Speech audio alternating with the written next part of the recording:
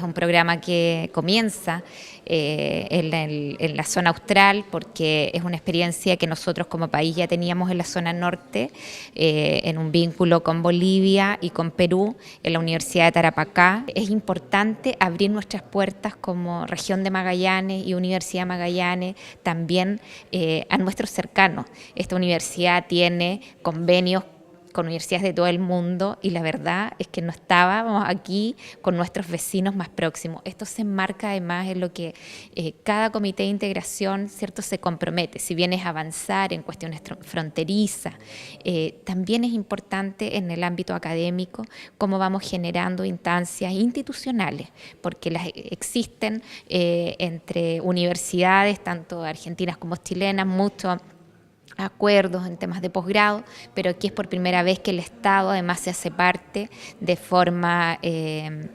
permanente con este convenio y donde además los gobiernos se hacen parte, tal como nos ha recibido hoy día la gobernadora. Esa es mi presencia acá, es el respaldo que le entrega la presidenta Bachelet a este tipo de iniciativas. Recibir en esta oportunidad 5, esperamos llegar a 20 jóvenes en nuestra casa, en nuestra universidad, y eso también va a tener un impacto aquí en la comunidad, y eso es lo que esperamos, la buena convivencia, ser buenos vecinos y potenciarnos en aquellas áreas. Nosotros estamos desarrollando, sobre todo en la ciencia, en la investigación, en los temas antárticos, subantárticos, una línea de desarrollo.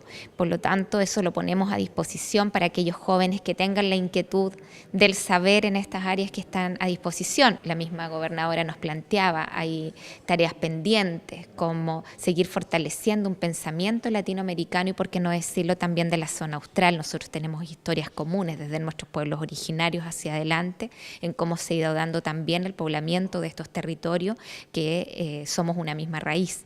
Por lo tanto, eso se afianza con el conocimiento y este conocimiento que se transforma en acciones que finalmente son las líneas de desarrollo que van decidiendo las naciones.